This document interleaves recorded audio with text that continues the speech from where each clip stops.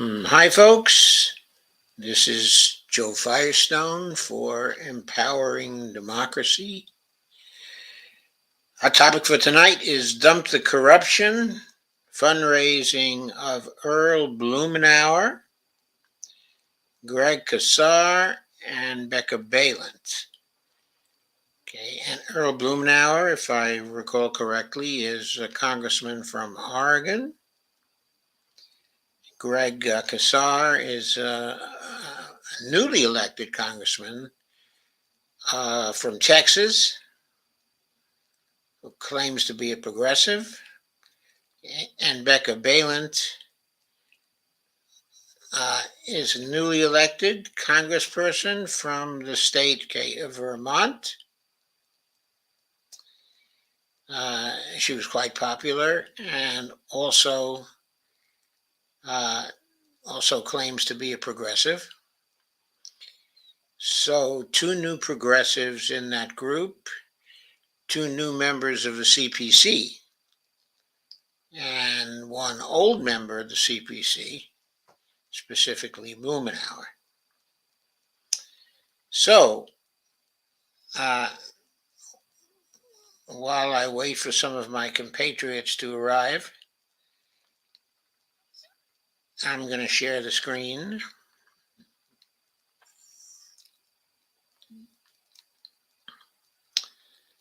And start our coverage tonight with Congressman Blumenauer.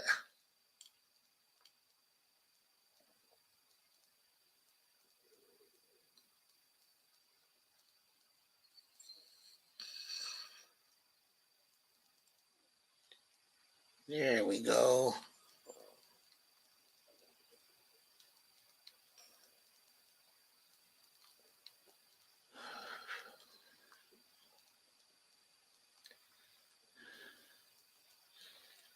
So here is Earl Blumenauer.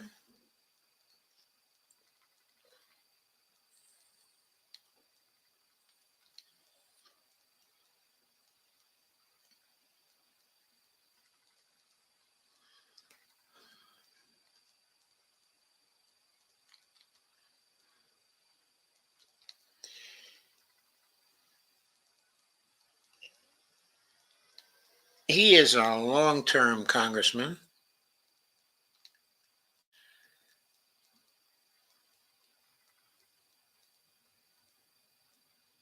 He was elected in 1996. So he is very long-term. I'm going to let in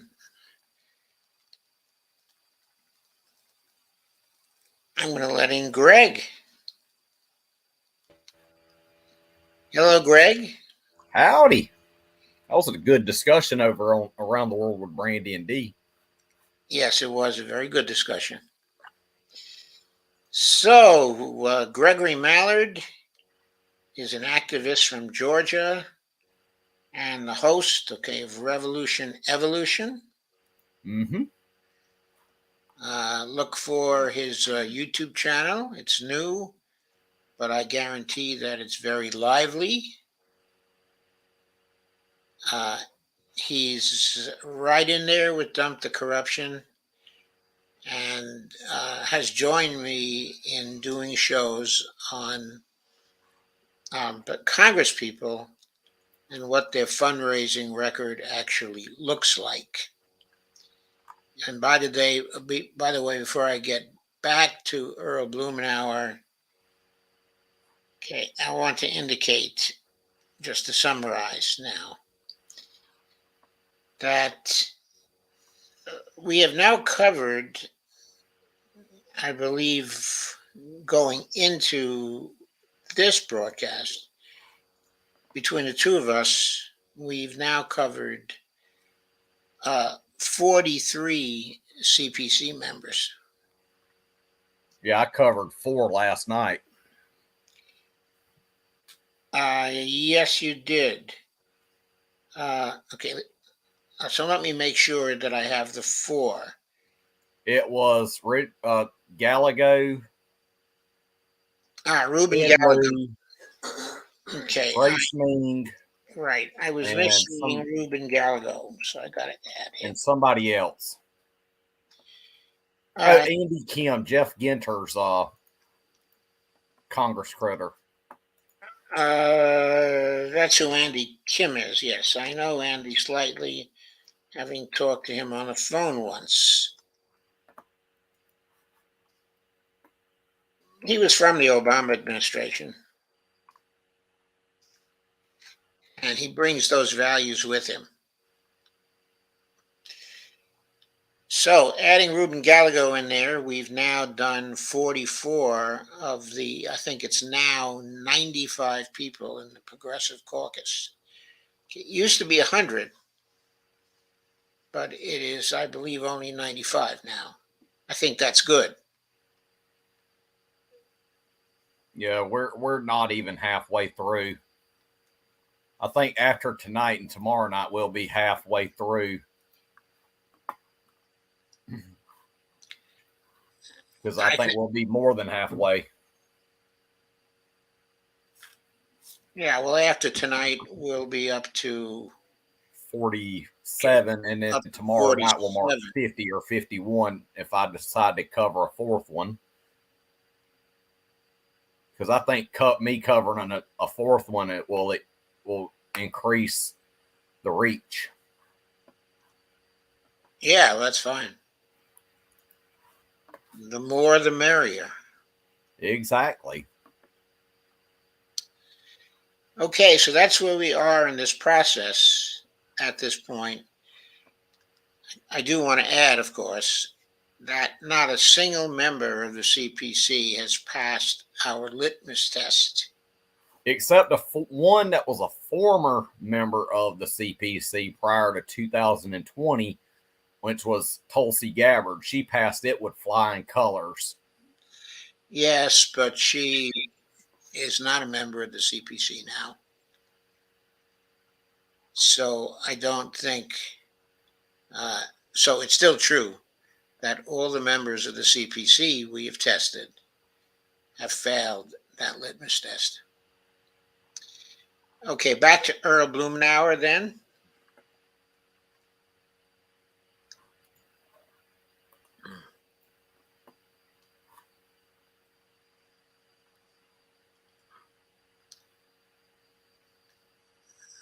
Hang on a second.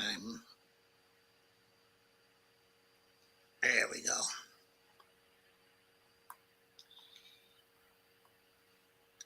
Okay, so as I was saying, he was first elected to Congress in 1996. His top industry was health professionals. $88,890 raised from that industry. His top contributor was DaVita Incorporated, 23,800.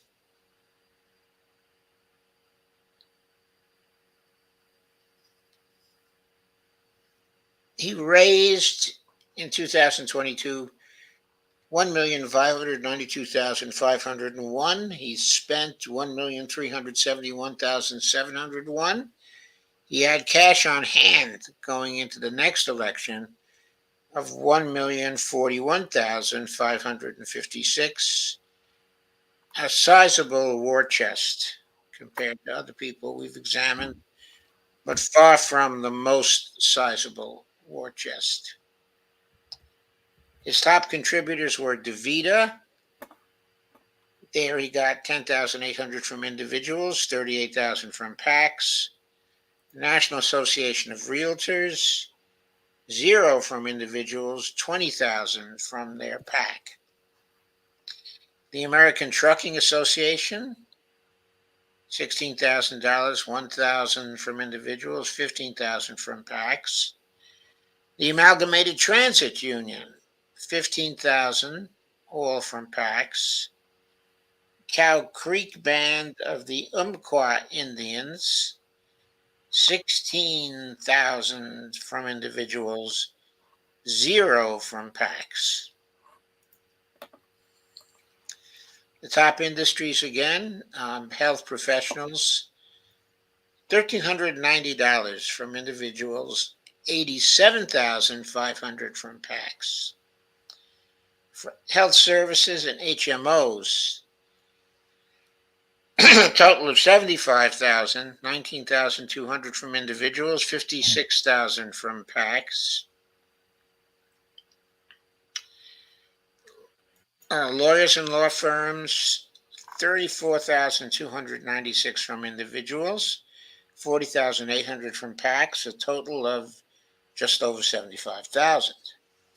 From real estate, 67,325, 28,825 from individuals, 38,500 from PACs. Railroads, $66,005, 15,638 from individuals, 30,377 from PACs. He's another guy in a really safe district. You can see from the graph that you're looking at right now that he was always below and is still below the average raised for congresspeople in every one of his elections. In 2022, he was way, way below the average. He raised 1.6 million from the campaign committee and leadership PAC combined. The average was nearly 3.5 million for congressmen across the country. So he doesn't raise a lot of money compared to others. But what we can see from what we've already said is that a major proportion of his money, at least thus far from looking at the first of our statistics here, a major proportion of his money comes from PACs. More comes from PACs than from individuals.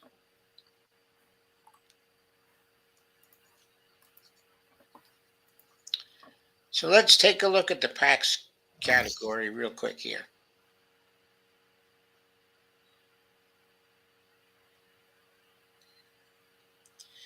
$783,189 from PACs, with 345 contributions from PACs. His total raised was in the 1.6 million range, so we can see that nearly half of his money, but not more than half, came from PACs. From the sectors, agribusiness, 13,500 from PACs. Communications and electronics, 14,000 from PACs. From construction, $82,000 from construction PACs. From defense, $12,000, not much. Energy, natural resources, $25,000 or a little more. From the fire sector, $115,500. From health, $149,000. From lawyers and lobbyists, $40,500. From transportation, $105,877. And miscellaneous business, $87,000. From labor, $107,500. Ideological single issue, $31,000.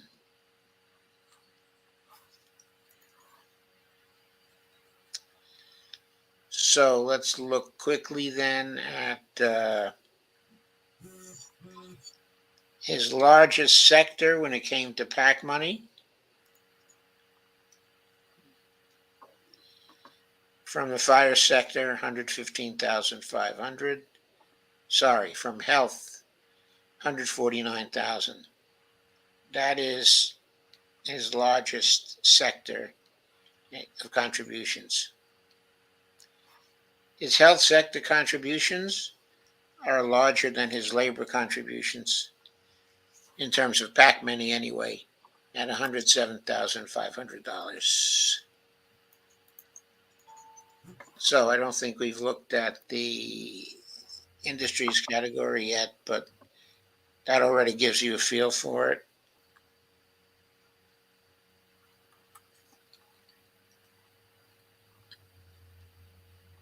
Yep, he's a total pack man. Yeah, he He certainly loves his packs. he certainly is a major Pac-Man. Uh, Earl Blumenauer is a top recipient from the following industries in 2021 and 2022: the railroads and marijuana,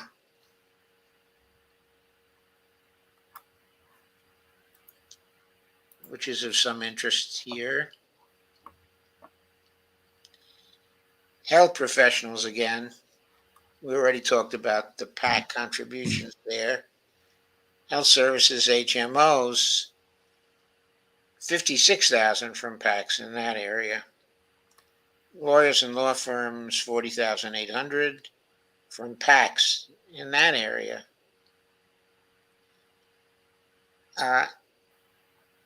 66,000 from the railroads, of which 50,000 came from PACs. From insurance, he collected 58,000, all but $36 of it from PACs.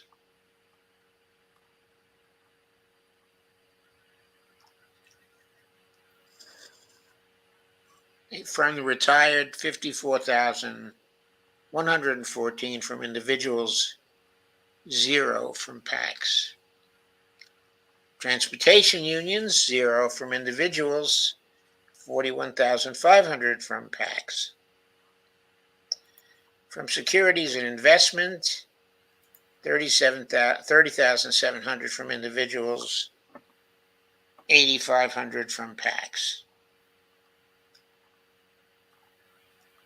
Construction services, 36,570, 570 from individuals, 36,000 from PACs.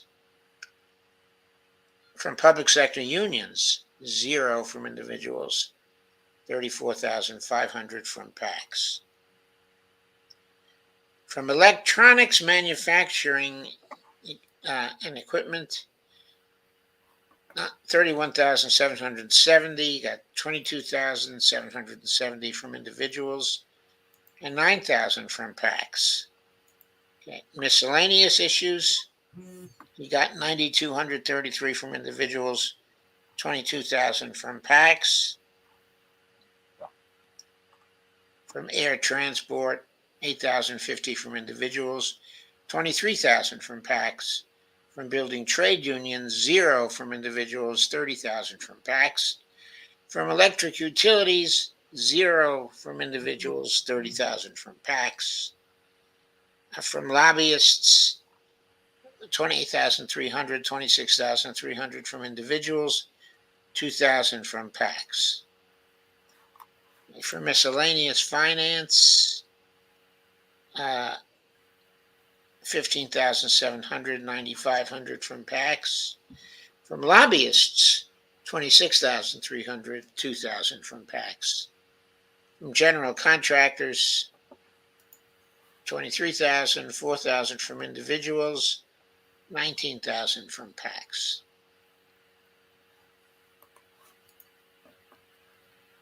So I think you can see from what I've gone over so far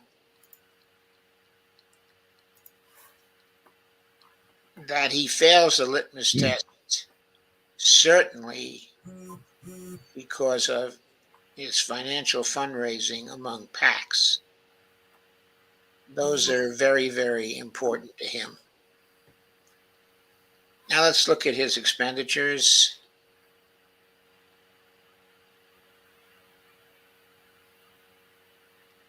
Yeah, these dudes love their packs. He spent 306,532 on salaries. As we've been seeing, a lot of people running for Congress aren't paying salaries. He spent $178,944 on fundraising.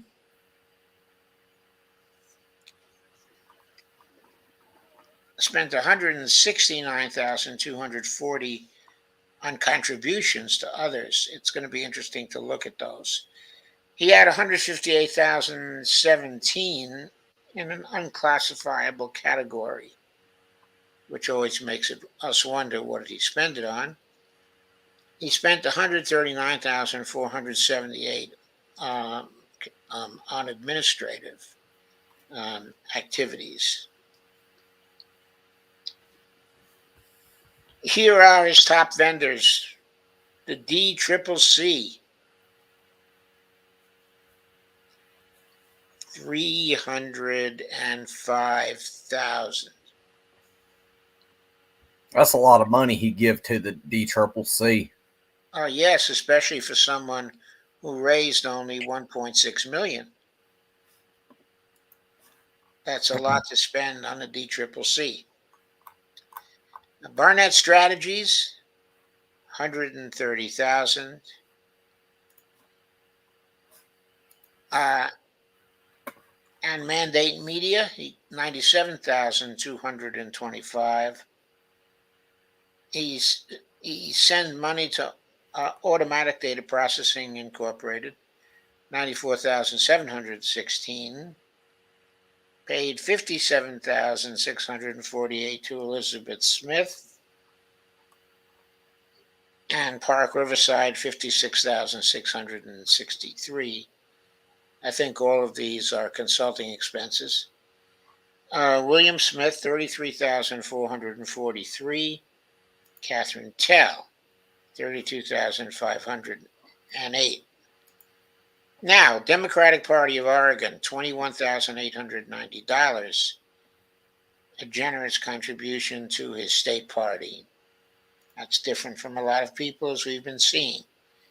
Hilton Worldwide, $20,000. Julia Pomeroy, $18,606. Don't believe she's a candidate. NGP Van, $17,873. Then is Allison King, $17,813. I'm not sure whether she was a candidate or not. Same for Robert Wilson. He got $15,000. Jason Little got $13,000. And Whitney Burns got $12,529. Comcast got $11,929. The National Democratic Club got $10,065. And the Senate, the Democratic Leadership Fund, got $10,000. Future PAC got $10,000. Hillary Barber got $9,866. That name is familiar, but I don't think she was a candidate. People's Ave, that's People's AV, got $6,370. That may have been a candidate's campaign, and I'm just unfamiliar with the candidate. Okay, Marie for Congress. That might have been Marie Newman in Illinois. He gave her $5,000. To Ron Wyden for Senate, he gave $5,000. To Nevadans for Stephen Horsford, he gave $1,000. I'm sorry, I missed a few here. Must have scrolled down too fast. I'll pick up that. Okay, Barbara Warner, $2,500. Don't know if she was a candidate, but I suspect she was. Act Blue, he did $1,872. To Brittany Pedersen for Colorado, he gave $1,000. to Greg Casar, who we'll shortly talk about, he gave 1,000. To the E Street Group, he gave 1,000. I'm not sure who they are. Friends of Dan Kildee, he's another congressman from Michigan in this case, he gave $1,000. And to Nevadans for Stephen Horsford, he gave $1,000. To Andy Petkus, he gave $400. I don't know who that was. And Homer Avila, he gave $300.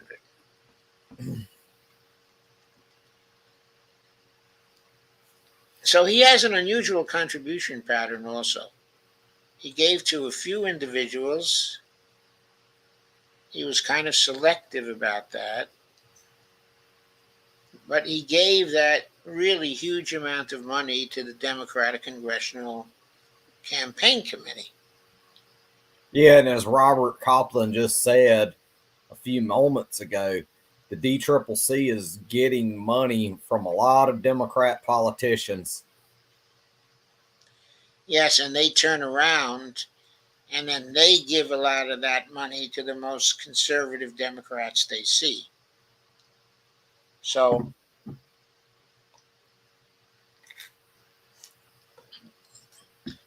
it is not good to see someone contributing to them. Yeah, especially like they'll give to somebody like a Henry Cuellar. Yes, they gave a lot of money to Henry Cuellar. They did.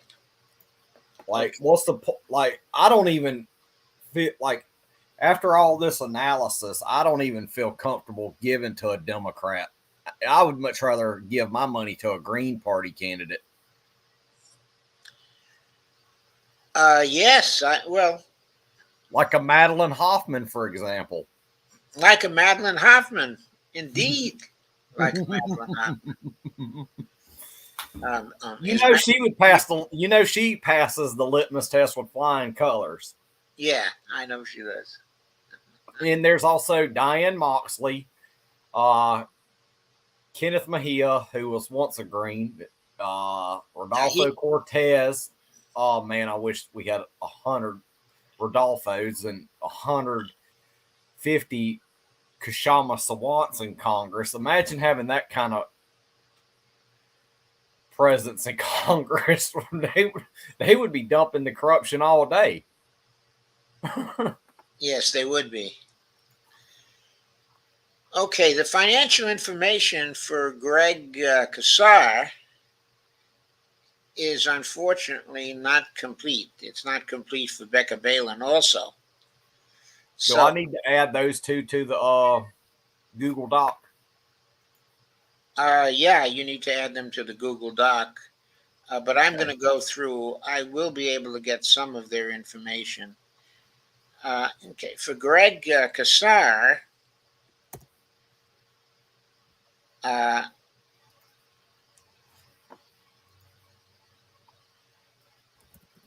yeah, Greg ran and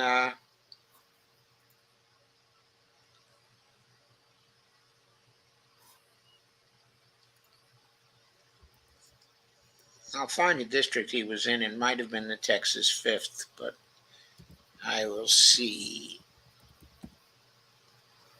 Candidates, contributors, sectors, outside spending. Yeah, these will. I have 5 already that will have to require a refreshment, Right, at a later date. right. I think Greg ran in the Texas 35th. So let's see what the summary data shows.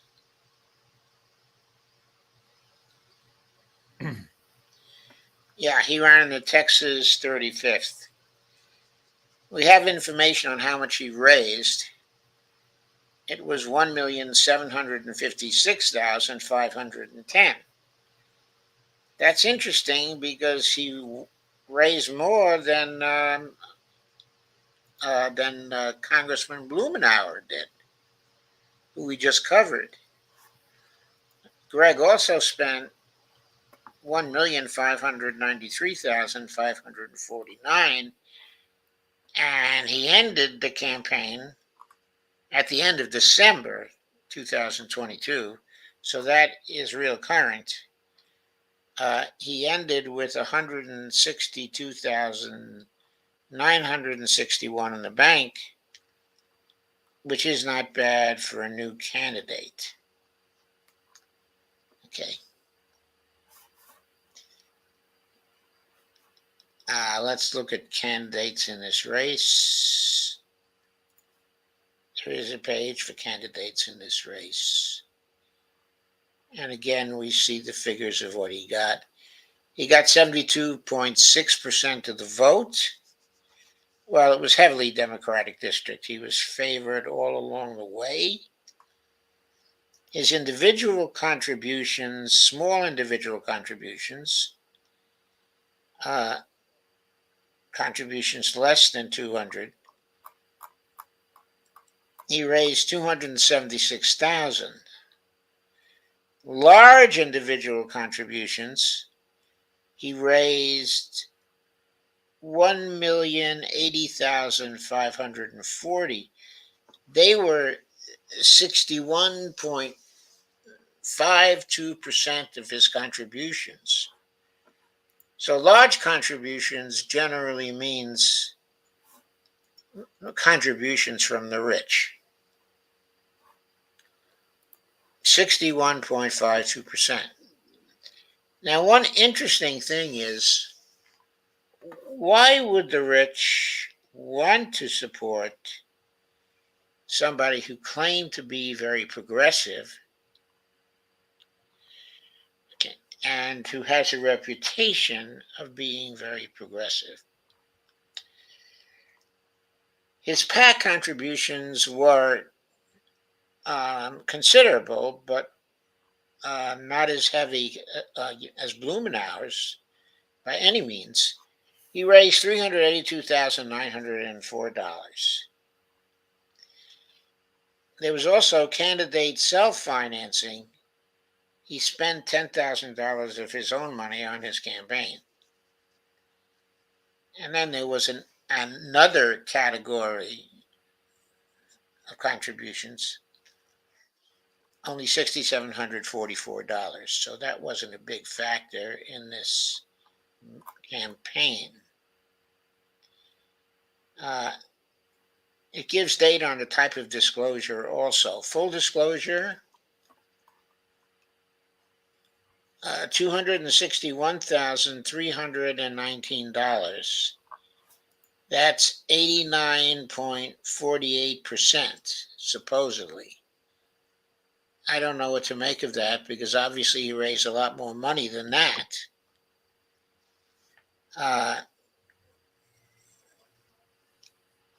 His incomplete disclosures were $4,383. That's 1.50%. No disclosure at all is 9.02%, 26,350. So obviously these numbers don't match.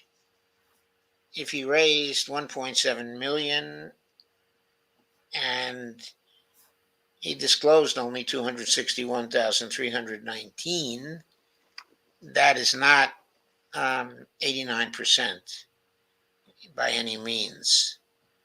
So there must be some funny thing going on in the definition of these numbers.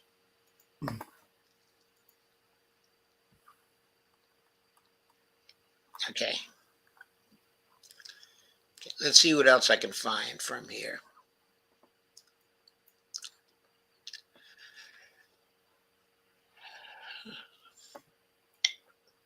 The top contributors, to Greg, was the city of Austin, 18,987.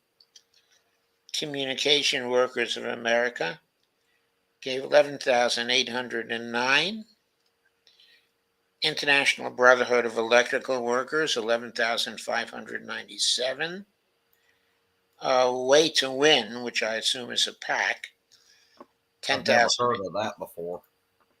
Yeah, I have, but I can't remember. I should know what it is. 10,800. Unite Here, 10,550. Service Employees International Union, 10,500. The Laborers Union, 10,500. Berlin Rosen, not sure who that is, 10,500. Carpenters and Joiners Union, 10,000. Teamsters Union, 10,000. The Machinists Aerospace Workers Union, 10,000. Plumbers Pipefitters Union, 10,000. The Working Families Party, 9,800. And the University of Texas, $9,522. The Preston Winter Ventures, $8,700. The Journeyman Group, $8,400. The CPC gave them 8,000. Atalanto Healthcare Ventures, wonder what that is, gave them 7,900. Dante Properties or Dan Lee Properties gave them 7,500. American Federation of State, City, and Municipal Employees gave them 7,500. They had no data for the other candidates at all, but those were contributions, the top ones that Greg was able to get. Mm-hmm. I've Let's already got him added, them two added. From what I could see there, it really isn't any data into Becca Balint, so we'll have to cover these, well, Casar and Balint at a later date when they have full disclosures. Yeah, we'll have to give them some more, but we can judge at this point that there was some PAC money involved. We'll find out more information about that in just a few minutes, I think. Uh, anyway, in terms of industries, he got 85,430 from lawyers and law firms. From the retired industry, he got 70,120. From Democratic Liberal Group, 63,280. From Securities and Investments, 48,133. From Business Services, 46,812. From Real Estate, 46,178. From Education, 42,156. From Industrial Unions, 41,406. From Civil Servants, Public Officials, 41,191. From Building Trade Unions, 38,000. From Leadership PACs, 36,000. From nonprofit institutions, 33,966. From human rights, 27,800. From miscellaneous unions, 27,100. From the internet, 25,165. From lobbyists, 24,200. From TV, movies, and music, 21,304. Public sector unions, 18,600. Health professionals, 15,589. Candidate committees, 23,689. What's interesting about him is that he has a lot of industries across the board considering, and not a lot of money from each one as these things go. So I find all that very interesting. Let's see if we can find something from PAX.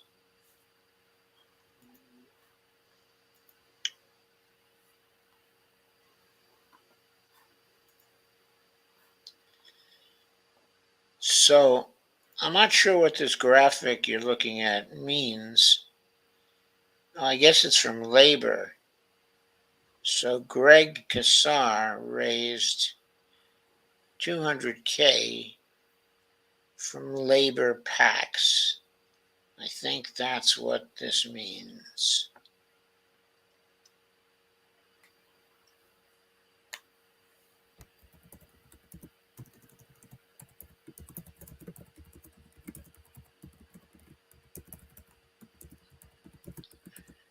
So this next line has a breakdown of business, labor, and ideological groupings. And Greg got 24,500 from business, 200,000 from labor, and 168,463 from the ideological groupings.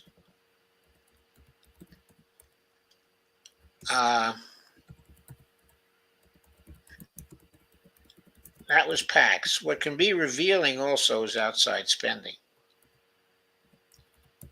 So I'm clicking on that. That's, of course, super PAX. He got 383,308 from PAX in support of him. And from PACs that opposed him, they spent $17,000 against him. So he wasn't really troubled too much by people opposing him, as many of the progressives were.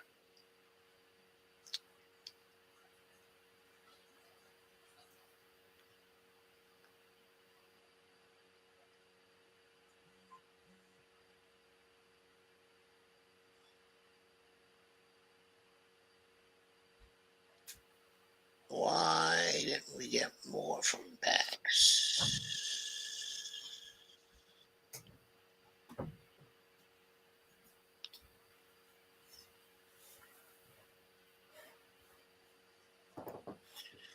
Okay, I guess that's all we can glean. There is one more fact that's interesting about Greg Casar. He was immediately selected this time around as the whip for the Congressional Progressive Caucus. That was a spot previously filled by Ilhan Omar. Now it was given to Greg Casar. What does that mean? Pac-Man. I think it means that he's in close support of the chair, Pramila Jayapal. I think the evidence we've seen so far suggests that when the full disclosures are in, that he will turn out to be a Pac-Man. Yeah, I'm really interested to see what goes on later on with that one. Yeah, me too. So we'll be back to revisit that. Now we have one last person to cover. That is Becca Balint. And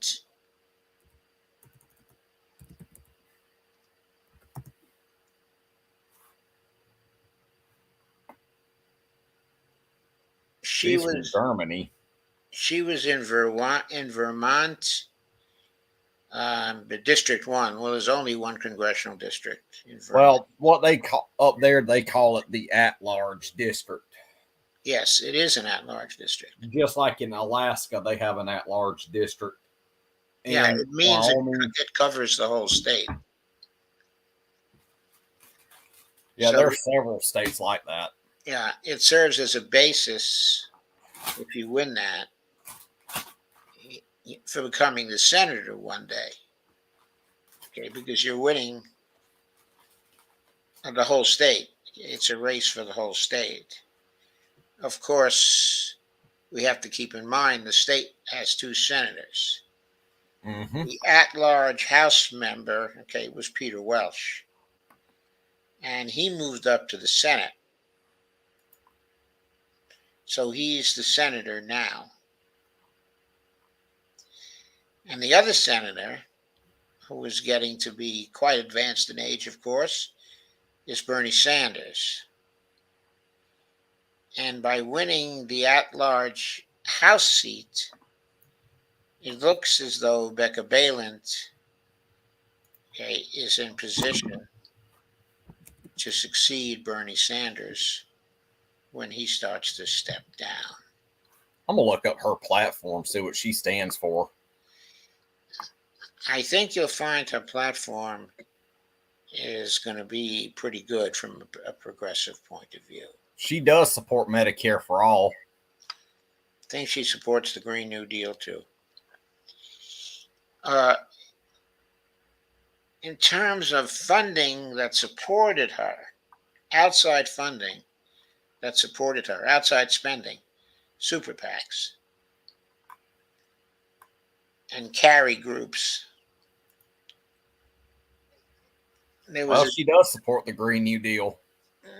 There was 1,384,142 that she got from these outside groups.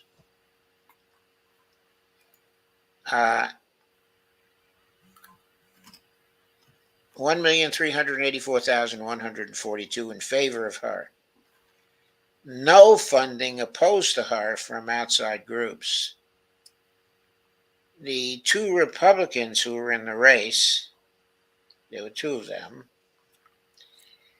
one got $10 in support from outside groups, and there was nothing opposing her.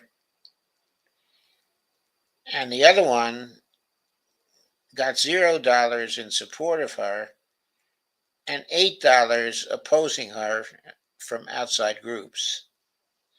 So virtually all the outside money in this race in 2022 was spent on Becca Balint,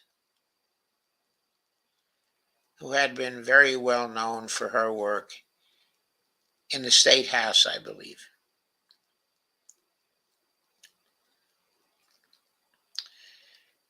If we look under PACs,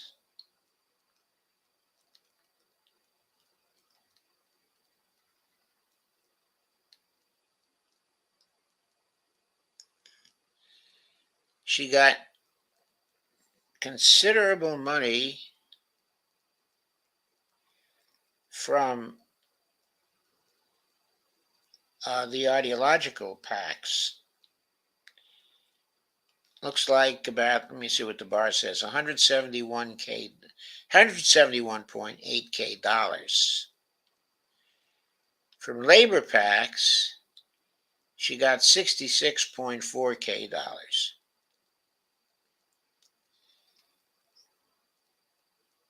And from business PACs, she got 37.5K dollars. From the other PACs, the category of other PACs, she got $0. So I found that interesting.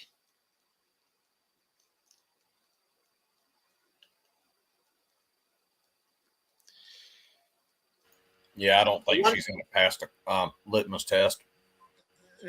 Yeah, 1 point from this is that she got 66,411 from labor PACs, 171,812 from ideological PACs, and 37,500 from business PACs.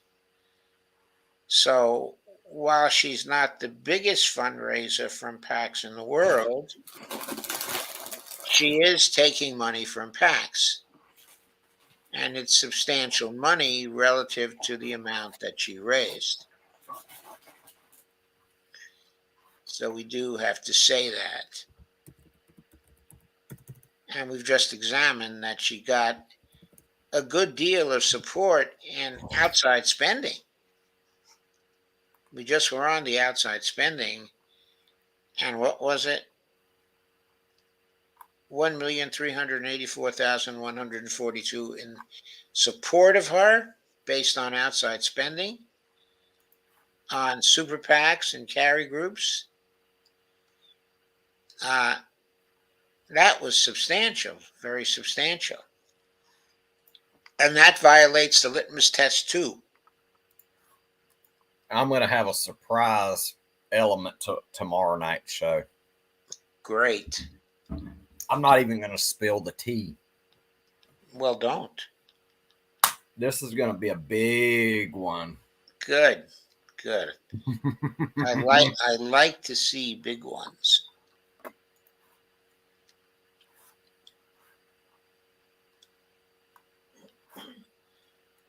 Here's a comparison of sectors. 332.89K for the other sector. So we don't know what's in that other sector because they didn't tell us. The fire sector gave her 92,000. Communications electronics gave her 67,000. Defense was quite small.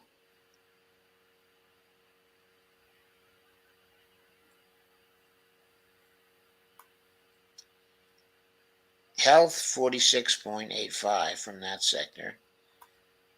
Lawyers and lobbyists 68.62. Ideological single issue groups 151.6K. So she did very well there.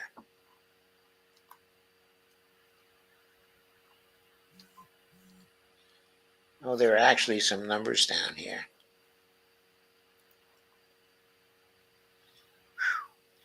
That other category, $332,890. I'm gonna head on out and get ready for my show. Okay, it looks like I'll be pretty much on time tonight. Yeah, I'll see y'all in a few minutes. Yeah. Okay, thanks. Okay, so that's the best take we can get on Becca Balint right now. She looks like she has taken some PAC money. She was also getting supported from outside spending to really a very great amount. We don't have a breakdown of that. Okay, we don't.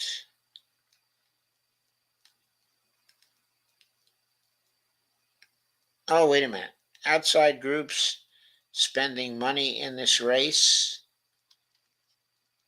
We do know that 1,384,142 was spent by the outside groups in support of Becca Balint. That included the CPC, gave her 195,000. Equality PAC, 170,000. International Association of Firefighters, $1,088. Here's the big piece coming up right now. This is a carry group, which is like a super PAC, similar to a super PAC. This is called the LGBTQ Victory Fund. And that carry group gave Becca Balint $991,909. So they really wanted to see her win, and they came up with a big pile of money to facilitate that. Working Families Party gave her 25,000. So that's very interesting. Okay.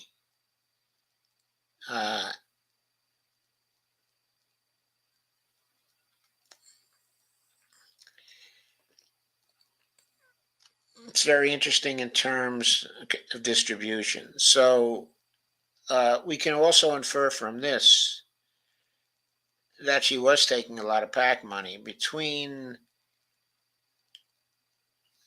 the CPC,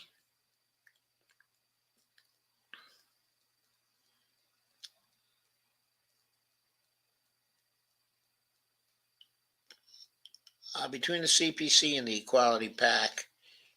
She probably raised about 360K, and the LGBTQ Victory Fund gave her 909.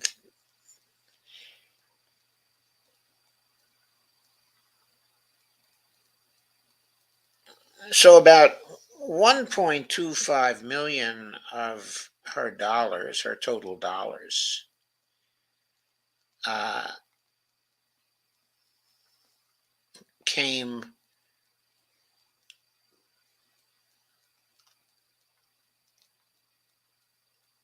I'm sorry, in outside support spending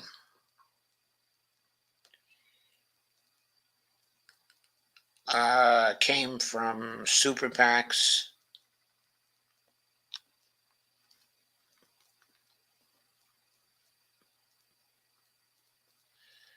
If I'm reading this right, this was outside spending that did not go directly to the campaign, but from outside groups that really wanted to see her in there.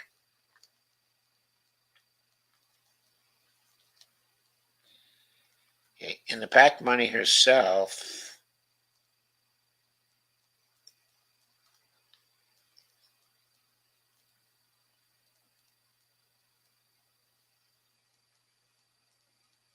in total PAC money,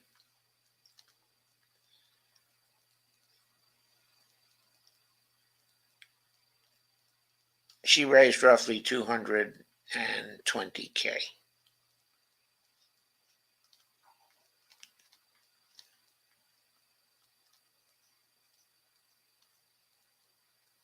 Okay, I guess that covers Becca Balint. So all three of the candidates here tonight accepted enough PAC money and outside spending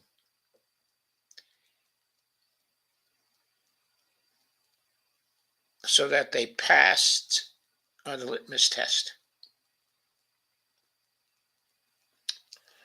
So Robert Copeland was here, Kay Ryan was here, Steve Wolfbrandt was here, and Robert said, Earl Blumenauer is another PAC man. So that's where we are for today.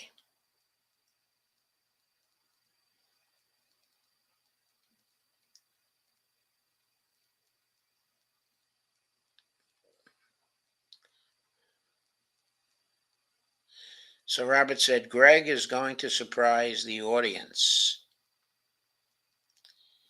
Maybe. There are a lot of high hopes for Greg, okay, as a progressive. Kay says this country is a corrupt mess. Yes, I think it is. Okay, folks, I think that does it for now. I'm going to hightail it over to Evolution Revolution.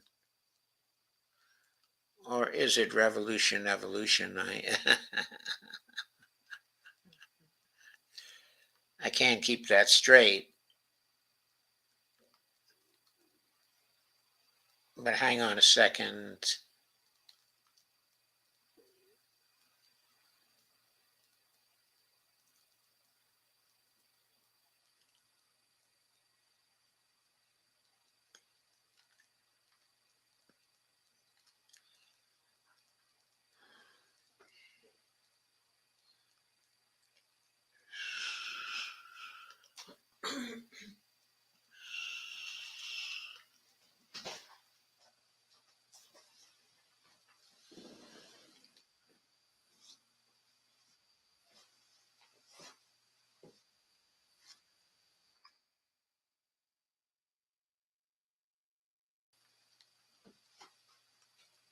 Okay, Greg's doing another climate show tonight. I have his link here, so you can hightail it over. Yeah, Greg's stream is going to be on climate again, so it's going to be a real interesting stream, I think. I'm going over there myself directly. See you tomorrow.